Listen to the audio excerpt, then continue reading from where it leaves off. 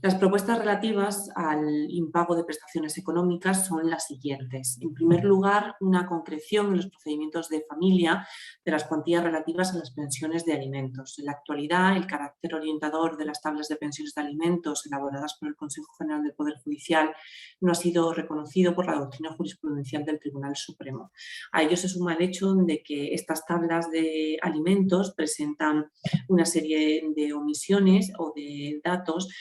una omisión de datos que son necesarios para el establecimiento de pensiones de alimentos, ya que los fijados se indican de manera abstracta o general por comunidad autónoma como también por municipio donde residan los progenitores, pero no tienen en cuenta otros factores que pueden influir en el núcleo familiar y por lo tanto la determinación de la cuantía de alimentos, como puede ser la existencia de enfermedades de carácter continuado permanente de los menores de edad y por ende la necesidad de tener un tratamiento farmacéutico o médico de carácter permanente o así también la existencia de ingresos procedentes de la economía sumergida por parte de alguno o ambos progenitores. En todo caso, entiendo que la mejora de estas tablas orientadoras elaboradas por el Consejo redundaría también en en una garantía del principio de seguridad jurídica previsto en el artículo 9.3 de la Constitución española, en el sentido en el que se podría, podría conllevar una previsibilidad de la respuesta a dar por el órgano judicial en todos estos supuestos. En segundo lugar, entiendo que procede una mejora de la formación de los letrados del turno de asistencia a las víctimas de violencia sobre la mujer, así como también a los letrados y letradas del turno de asistencia jurídica gratuita.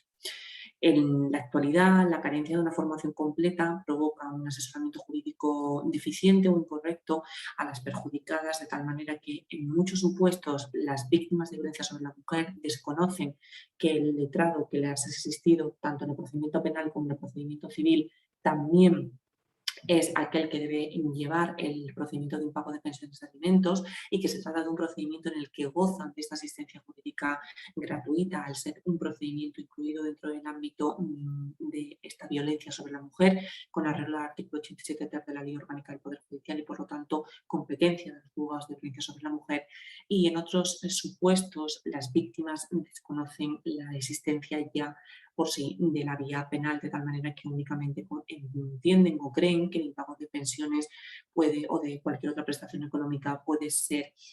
reclamable a través de la vía civil. En muchas ocasiones se presenta también en los órganos judiciales mixtos situaciones en las que las víctimas denuncian solas y ello conlleva una deficiencia o una necesidad de subsanación de esa denuncia inicial, ya que no aportan con la misma la documentación necesaria que posteriormente tiene que ser requerida por parte del órgano judicial, como pueden ser los extractos o movimientos bancarios de las cuentas durante los últimos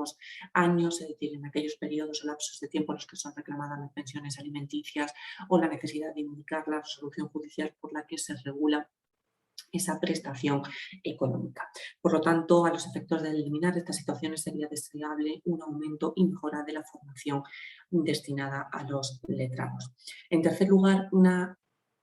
propuesta relativa a la atribución de la competencia para el conocimiento de estos tipos de delitos, es decir, de los impagos de prestaciones económicas previsto en el artículo 227 del Código Penal a los juzgados de violencia sobre la mujer. ¿Por qué? Porque en la actualidad el impago de pensiones de alimentos o de cualquier otro tipo de prestación económica previsto en el referido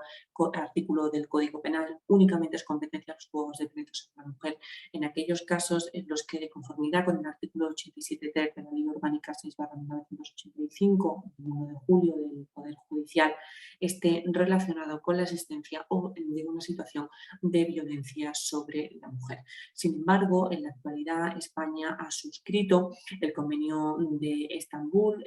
promulgado el 11 de mayo de 2011 y posteriormente ratificado, en este caso por España, en 2014, en el que se incluye la violencia económica como una forma de violencia sobre la mujer. Por ello, a los efectos no solo de cumplimiento de dicha norma internacional, sino también de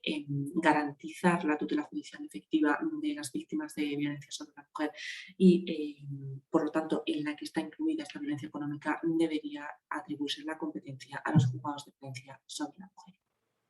Y en último lugar, en cuanto a estas medidas o acciones concretas, la necesidad de implementación de mecanismos de agilización de los procedimientos ejecutivos. Si se efectúa una comparación entre la Administración de Justicia y otras administraciones públicas, como la Administración Tributaria, la insuficiencia de medios provoca una lenta tramitación de los procedimientos de ejecución a nivel general, pero es que este perjuicio derivado de la lenta tramitación y por lo tanto de una dilación indebida del procedimiento es mucho más doloroso, permíteme la expresión, en aquellos supuestos en los que nos hallamos ante un impago de prestaciones económicas. Concretamente, la paralización del dinero en las cuentas de depósitos y consignaciones de los juzgados provoca no solo una tardía entrega del mismo a los perjudicados, sino también una ralentización de la economía que incluso puede afectar la Producto Interior Bruto del país. A tal efecto, véanse, por ejemplo, las estadísticas de la OCDE en aquellos supuestos en los que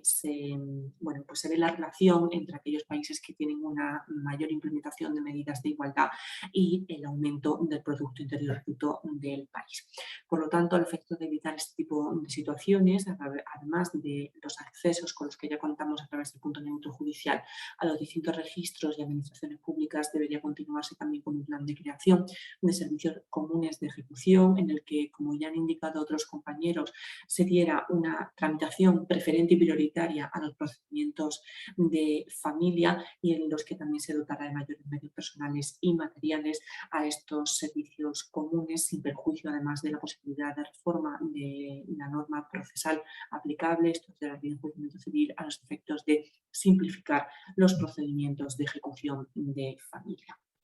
En último lugar, se propone una reforma general, por decirlo así, del capítulo primero del título tercero de la Ley de Enjuiciamiento Criminal, en el sentido de modificación del artículo 795 de la Ley de Enjuiciamiento Criminal. ¿Por qué? Hoy en día el artículo 795 únicamente permite incoar diligencias urgentes en aquellos casos en los que bien exista detenido, bien no exista detenido, pero la policía judicial, en este caso, es decir, la fuerza policial actuante, haya elaborado un atestado policial que dé lugar a la imposición del procedimiento. En este sentido, véase que el apartado primero del artículo 795 de la Ley de Enjuiciamiento Criminal utiliza la locución siempre que. Es decir, es taxativo, por lo tanto, imperativo la existencia de un atestado para incoar un procedimiento de diligencias urgentes. El delito de impago de pensiones de cualquier prestación económica, sean alimentos o cualquier otra establecida en resolución judicial, normalmente se inicia a través de denuncia de la persona perjudicada o incluso en ciertas ocasiones a través de querella. Esto impide que el órgano judicial pueda acordar la imposición de diligencias urgentes, pero sin embargo nos hallamos ante un hecho de instrucción sencilla, concretamente que únicamente tiene como diligencias a practicar lo que sería la declaración de la denunciante o perjudicada, la declaración del investigado, así como también recabar la hoja histórico penal del investigado, la averiguación patrimonial, la vida laboral y el testimonio de la resolución judicial que impone la obligación. Es decir,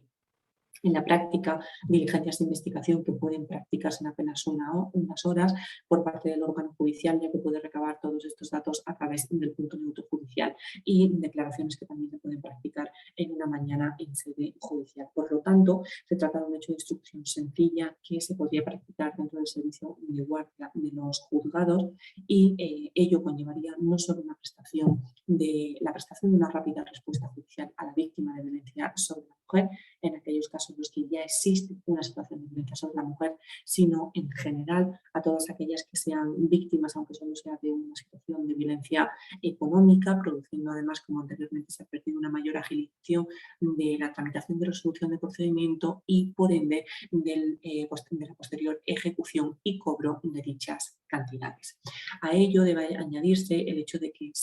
sobre la base del artículo 779.1 quinto de la Ley de Enjuiciamiento Criminal, muchos o un gran porcentaje de los procedimientos de impago de prestaciones económicas que son conocidos en los juzgados de instrucción finalizan con la transformación de las diligencias previas en diligencias urgentes por reconocimiento de hechos por parte del investigado. Con ello, por lo tanto, se simplificaría la tramitación que hoy en día existe, incoando desde un principio diligencias urgentes. En definitiva, la misma protección a la víctima de violencia sobre la mujer que el legislador pretende con el enjuiciamiento rápido de los delitos previstos en el artículo 795.1 segundo A de la Ley de Enjuiciamiento Criminal, como podría